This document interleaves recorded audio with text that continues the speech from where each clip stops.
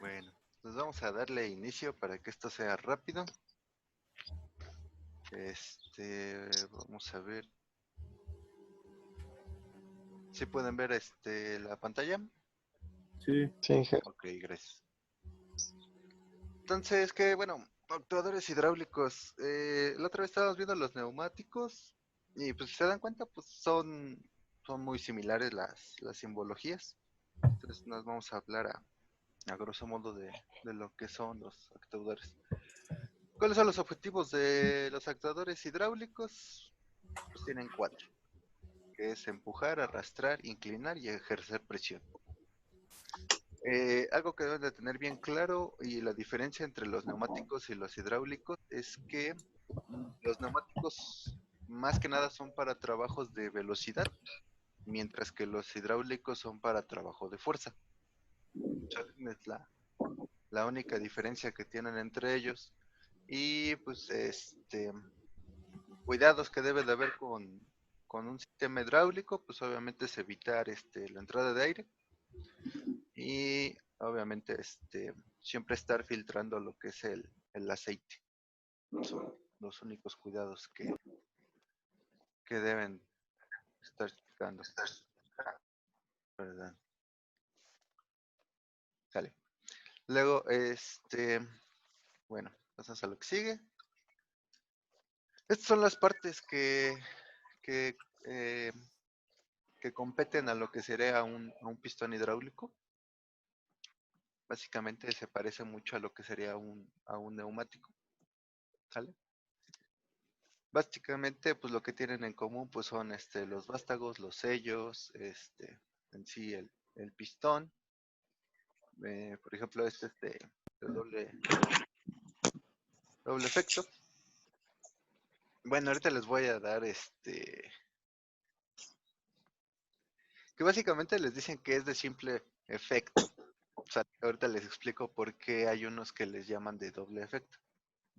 Pero bueno, pueden manipular lo que es la retracción y la expulsión del pistón. ¿Cuál es la diferencia que existe con los neumáticos? Este tipo de pistones son más pesados. ¿Por qué se imaginan que son más pesados?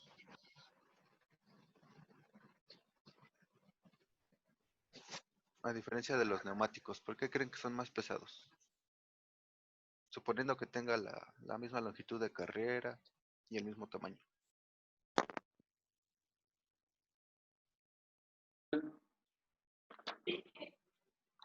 ¿Mandé? Por la presión que genera. Bueno, por ahí va. Para soportar la presión que se está generando por el sistema hidráulico, deben de ser más resistentes, ¿sale? Por eso son más pesados. Sobre todo en su estructura. Sobre todo, no sé si alcanzan a ver, que aquí tiene unos tornillitos. Muy raramente, van a ver ustedes un pistón hidráulico que no tenga sus 4 soportes. Bueno, si me imaginan un cuadrado del pistón, siempre van a traer esos soportes. Siempre van a traer esos soportes. Y el diámetro de esos tubos son mucho mayores a los que tienen los pistones neumáticos. Pero bueno, ya nomás le hacen impresión de pantalla y ya tienen ahí las partes. ¿Sale? Y bueno, ¿cómo checan que un pistón está dañado o cómo checan que dentro de su sistema hidráulico hay daños? Pues obviamente siempre va a haber una fuga de aceite. En cuanto a los neumáticos, sí es un poquito más difícil porque les va a costar trabajo checar dónde viene la fuga de aire. Pero aquí sí es más sencillo ubicarlo. Y en cuanto al llenado del sistema, también es un poquito más complicado porque hay que verificar que no se generen burbujas de aire, que eso puede generar que la presión no sea la que ustedes están esperando.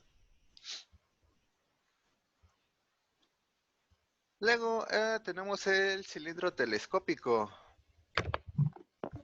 Entonces, ¿cuántas cámaras pueden ver ahí en su cilindro telescópico?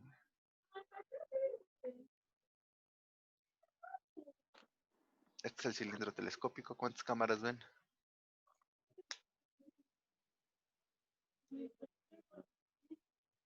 O les dicen camisas también. ¿Cuántas camisas ven? Serían como 4. En el dibujo son 2 nada más.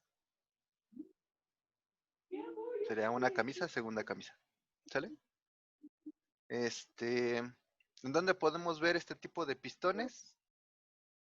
¿Dónde se imaginan que podemos verlos?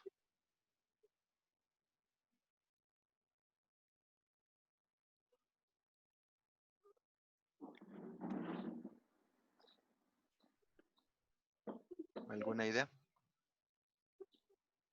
Brazos robóticos, No, ¿no?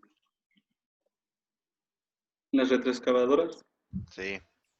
Mm, En las retroexcavadoras y en los que serían los camiones de volteo. Bueno, no se han visto que llevan la arena o grava o piedra y se empieza a levantar la caja. ¿Sale? Entonces en ese tipo de instrumentaria pues podemos encontrar lo que sería un cilindro telescópico. ¿Sale? Y pues obviamente sus características ya las pudieron leer, ¿no? Que puede tener de 4 a 5 camisas y puede ser de simple o de doble efecto. ¿Sale? Luego, por ejemplo, tenemos cilindro de doble efecto. Déjenles explico cómo está esto. Aquí podemos ver una gama de pistones. ¿Sale? Por ejemplo, se ven las capas, que sigue siendo telescópico. ¿Sale? Tenemos este de acá, si se dan cuenta, tengo esta abrazadera de este costado, otra abrazadera de este costado. Y en este lado, pues tengo lo que sería el vástago. Y si se dan cuenta, tiene no se llama avellanado, el machueleado en esta parte de aquí, para que le pongan ahí un tornillo. Digo, una tuerca. ¿Sale? ¿Por qué se llama de doble efecto? Si se dan cuenta, dice accionado por el fluido hidráulico en ambos sentidos. ¿Sale? Luego viene ejerce fuerza en ambas direcciones y obviamente existen diferentes tipos de cilindros que tenemos el diferencial de doble vástago, telescópico, tándem y el dúplex. ¿Sale? El diferencial es el que vamos a ver a continuación. Miren, ahí. Diferencial. ¿Cuál es la característica del diferencial? Pues tiene áreas desiguales. A pesar de que nosotros podemos controlar y el ir y el venir del vástago, ¿sí? Una de las áreas que lo componen es más grande que la otra. Por eso se llama desigual. Luego, el movimiento de avance es más lento que el de retorno. Es una de las características del diferencial. Ustedes pueden convertir un pistón de doble efecto en diferencial o pueden proponer este tipo de movimiento de avance, ¿sí? Cuando ustedes en este tipo de las entradas, ¿sale? Sobre todo en los neumáticos, cuando ya están haciendo el desfogue, les ponen una válvula estranguladora, si las conocen. ¿Sí conocen las válvulas estranguladoras? O ni idea, No. ¿no? Ok. Nada más el símbolo. Ah, ok. Pero de hecho en el laboratorio de robótica hay válvulas estranguladoras. Es raro que no las hayan visto. Son básicamente como unas perillitas. Ustedes las abren y las cierran y eso va haciendo que el flujo del aire sea menor. En el símbolo que ustedes han visto, me imagino que han visto que es un tubo con una esfera. Bueno, deberían de haberlo visto. Es un tubo con una esfera y ustedes ahí con un tornillo nada más hacen la regulación. Entonces, entre más aprietan ustedes, menos aire fluye. Y bueno, y ya con eso ustedes cuando tienen un pistón neumático lo que pueden hacer es que cuando haya un desfogue se vaya lento, pero Lo que pasa también, que cuando también se vaya a llenar el pistón, se va a mover, dependiendo de lo que es lo que ustedes quieran hacer.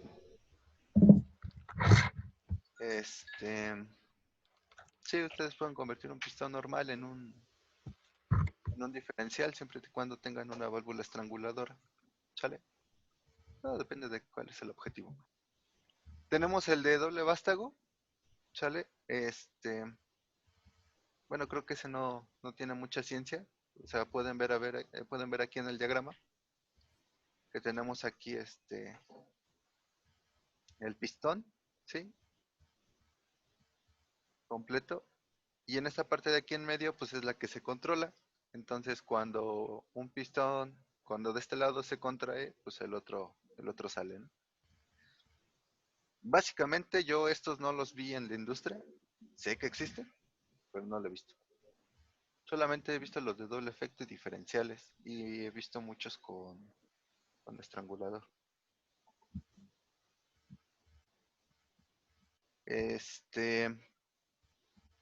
Nada más para terminar, les voy a contar una experiencia que yo tuve en una empresa. Cuando yo estuve trabajando en Irapuato, Guanajuato, estaba trabajando en una empresa que se llama Marquardt. En esta empresa tenían varias áreas, era una empresa muy completa, ahí podían ver varios procesos. Esta empresa Marquardt de México es una empresa alemana que hasta donde yo estuve trabajando ahí era la primera en México y se dedican a hacer la botonera de carros de lujo y hacían los gatillos de la Black & Decker.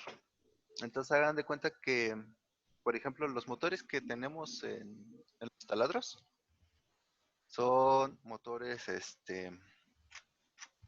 monofásicos. ¿Sí ubican los motores monofásicos? No, no los ubicamos. Ah, bueno. ¿Qué es un motor monofásico? El motor monofásico, pues básicamente, ustedes tienen su bobina, tienen sus imanes y nada más giran un sentido. ¿Sale? Básicamente, ¿qué tipo de motor monofásico tenemos nosotros en la casa cuando hacemos nuestras enchiladas? Pues obviamente son las licuadoras. Entonces, si se dan cuenta ahí con la perillita, ustedes van regulando la velocidad, ¿sí?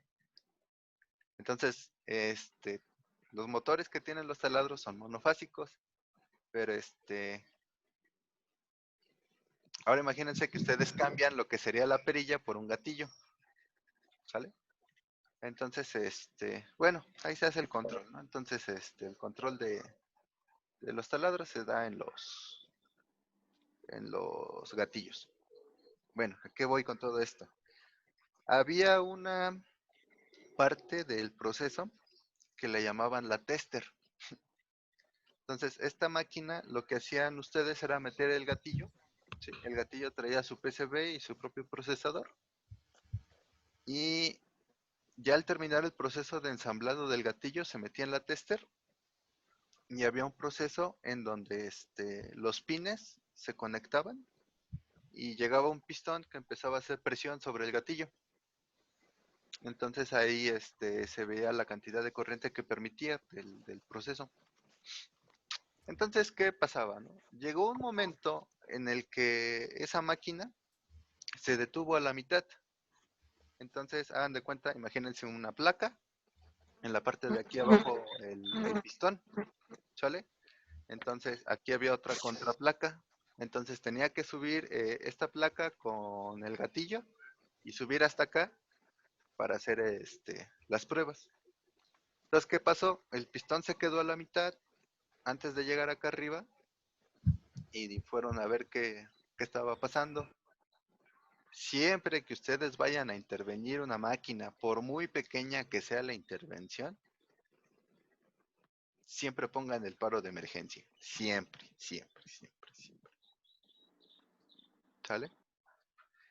Entonces da la casualidad que una de las personas encargadas de esa máquina de la tester llegó. Entonces nosotros llevábamos nuestro uniforme. Da la casualidad que nuestro uniforme pues es dieléctrico, que significa pues obviamente que no podemos conducir energía estática, y de hecho teníamos unas taloneras que pues obviamente que hacían que pues, toda la electricidad se fuera hacia el piso.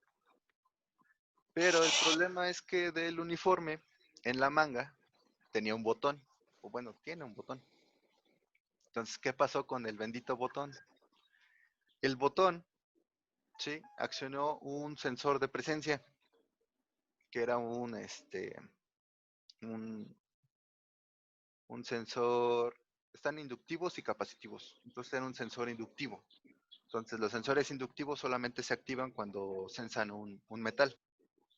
Entonces se supone que el material es, bueno, el uniforme era dieléctrico, ¿no? Pero el botón sí era de metal. Entonces esta personita, pues en primera nada más abrió la puerta. Entonces, a lo mejor y no servía el interlock. Por lo general, cuando ustedes abren la puerta de una máquina, tienen un interlock, que es como una llavecita. Entonces, cuando esa llavecita sale, ¿sí? Es decir, cuando abren la puerta, se corta el circuito eléctrico y es como un paro de emergencia. En teoría debió de haber sido un paro de emergencia. Entonces abre la puerta, se zafa el interlock, pensó que se ponía el paro de emergencia, cosa que a lo mejor uno de sus compañeros lo puenteó y ya no lo reportó. Mete la mano para sacar el switch o el gatillo del taladro, sensa y pues no sé, estaba pajareando y pues obviamente sí alcanza a quitar lo que es el interruptor, pero su mano se quedó entre las dos placas. Y entonces pues el fulanito pues estaba gritando de dolor. Ese día yo no fui, me contaron toda la historia. Yo ya cuando le vi la mano dije, pobrecito. Decían que sus gritos se escuchaban hasta el almacén, ¿no? Entonces estaban hasta el otro extremo y en el almacén se escuchaban sus gritos. Y otro problema que había en esa máquina, que les digo, obviamente el pistón no era hidráulico. Si fuera sido hidráulico, adiós mano, ¿no? O sea, son toneladas de fuerza y pues se la parte. Pero pues nada más era neumático. Pero aún así se ejerce demasiada presión y pues llegaron los compañeros de mantenimiento, pusieron el paro de emergencia y dijeron, pues ya se puso el paro de emergencia, ¿no? Ya, vámonos. No, el problema es que se quedó enclavado el pistón. O sea, seguía habiendo presión en el sistema. Entonces, pueden decir que, pues es que cómo es posible que haya metido el paro de emergencia y pues no se haya zafado su mano, porque todavía seguía prensado y la fuerza que estaba ejerciendo el pistón, pues seguía presente. Entonces, pues no sabían en sí qué estaba pasando, ¿no? Y pues la persona ahí gritando y pues obviamente con el dolor, pues ¿qué es lo primero que haces? Pues quieres jalar la mano. Y pues le dicen ahí al técnico, le dije, no, pues no jales la mano porque pues no sabemos qué tan profundo sea y a lo mejor te estás dañando más la mano. Al final sí, de sus jaloneos que se dio, pues sí se dañó más la mano, pero se tardaron mucho en darse cuenta que el pistón tenía válvulas estranguladoras, que son que solamente permiten el flujo del aire en una dirección. Entonces, como era una electroválvula también la que estaba conectada, ¿sí? Al meter el paro de emergencia, la electroválvula se quedó en la posición en la que no permitía que saliera el aire.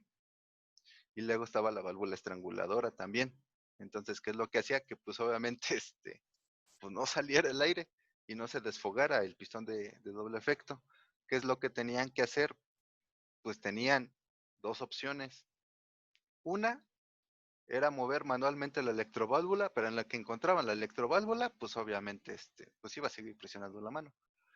La opción más rápida fue quitar la válvula estranguladora. Bueno, no quitar, sino abrirla toda y quitar la manguera, que de hecho la tuvieron que cortar. Entonces abrieron toda la válvula estranguladora y cortaron la manguera. Entonces de esa forma fue en la que ya lo pudieron liberar. Pero pues ya de todos modos se lo llevaron al hospital y al otro día pues ella tenía daño de su mano. O sea, básicamente ya no la podía mover. Entonces sí, cada vez que intervenga en una máquina sí hay que tener cuidado y estar bien conscientes de que todos los sistemas de seguridad están al 100. Porque ahí sí, descabezaron a muchas personas que eran las encargadas de la seguridad de la planta. A varios técnicos también los despidieron por ese suceso. A este vato le dieron una indemnización. Seguía trabajando, pero pues ya nada más con una mano. Pero pues ni todo el dinero del mundo pues te va a dar lo que es una mano, ¿no? Entonces, pues bueno, esas recomendaciones que les doy, pues sí estén al tiro sobre las máquinas, que funcionen bien los interlocks, que funcionen bien los paros de emergencia. Y si ustedes van a intervenir una máquina, antes de intervenirla, ya hayan leído el manual y sepan cómo funciona la máquina al 100. Porque son peligrosas. Y pueden decir, es que yo la conozco. Sí, pero el hecho de que la conozcas no significa que le tengas que perder el respeto. Porque en el momento que se confían ustedes y le pierden el respeto a una máquina, pueden pasar varios accidentes. ¿Vale? Y sobre todo cuando estamos hablando de hidráulica, ¿eh? De hidráulica sí es muy, muy, muy peligroso. Porque estuve en varios, ¿cómo se puede decir? Actualizaciones de seguridad industrial. Y habían imágenes muy, muy fuertes. Había un muchacho que se subió a una prensa hidráulica y pues dice, no, pues nada más quiero cambiar el foco, ¿no? Se sube a la prensa, empieza a cambiar el foco y ¿qué pasó? Perdió el pie. Luego en otra, una muchacha que llegó al otro día presumiendo su anillo de compromiso, se lo puso, su anillo se atoró en una máquina y le arrancó todo el dedo. Nada más le dejó el hueso. ¿Sale? Entonces, hay que tenerle mucho respeto a las máquinas, sobre todo eso. Pero bueno, es todo por el día de hoy. Muchas gracias. Les hago su asignación en Edmodo para que me suban ahí un pequeño resumen de lo que vimos. Y y sí, tengan mucho cuidado. La verdad es que trabajar en una industria sí es bonito, pero también tiene sus lados malos. Dale, chicos, pues muchas gracias. Que tengan un bonito día. Nos estamos viendo.